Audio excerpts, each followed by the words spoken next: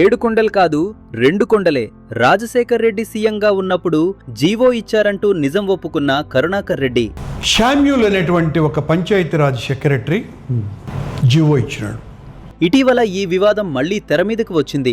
రాజశేఖర్ రెడ్డి గారు 7 కొండలు కాదు 2 కొండలే అన్నారని సీఎం చంద్రబాబు గారు ఆరోపించారు. 2005లో జీవో నెంబర్ 338లు రాజశేఖర్ రెడ్డి గారు తెచ్చారని కూడా చెప్పారు. అయితే ఈ ఆరోపణలపై జగన్ గారు ప్రెస్ మీట్లో మాట్లాడుతూ మా నాన్నగారు 7 కొండలనే గుర్తించి జీవో నెంబర్ 746ను తెచ్చారు అని చెప్పారు. టీటీడీని 7 కొండలుగా గుర్తించింది రాజశేఖర రెడ్డి గారు.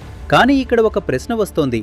ఎప్పటి నుంచో ఏడుకొండలవాడ వెంకటరమణ గోవిందా గోవిందా అనే నినాదాలు పాటలు ఉన్నాయి. అయితే మళ్లీ కొత్తగా 746 జీవో ఇచ్చి 7 కొండలే అని గుర్తించాల్సిన అవసరం ఎందుకు వచ్చింది అనే చర్చ ఇప్పుడు ప్రజల్లో మొదలైంది. చంద్రబాబు గారు చెప్పినట్టే మొదట రాజశేఖర్ రెడ్డి గారు 338 జీవోను తీసుకొచ్చారని, ఆ సమయంలో హిందూ సమాజం నుంచి భారీ వ్యతిరేకత రావడంతో మళ్లీ సవరణ చేస్తూ 746 జీవోను తీసుకొచ్చారని అంటున్నారు. ఆ సమయంలో జరిగిన ఘటనలు ఒక్కసారి చూడండి. వెంకటేశ్వర స్వామికి అపచారం చేసిన ఏ వ్యక్తి అయినా సరే జీవితంలో బాగుపడలేదు, బాగుపడరు. ఇది వాస్తవం. అది జరిగి తీరుతుంది.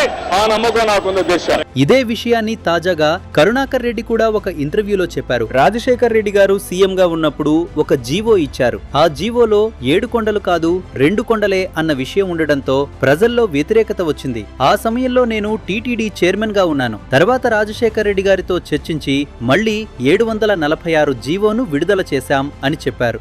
శామ్యూల్ అనేటువంటి ఒక పంచాయతీరాజ్ సెక్రటరీ జీవో ఇచ్చినాడు. అప్పుడు పెజావర్ పీఠాధిపతి ఆయన కూడా మనస్తాపం చెంది దీని మీద మాట్లాడడం జరిగింది. మేము ముగ్గురము రాజశేఖర రెడ్డి గారి దగ్గరికి వెళ్ళి ఇదేదో గగ్గోలు అవుతోంది. ఇంతకీ మీ అభిప్రాయం ఏంటో కామెంట్ రూపంలో తెలియచేయండి.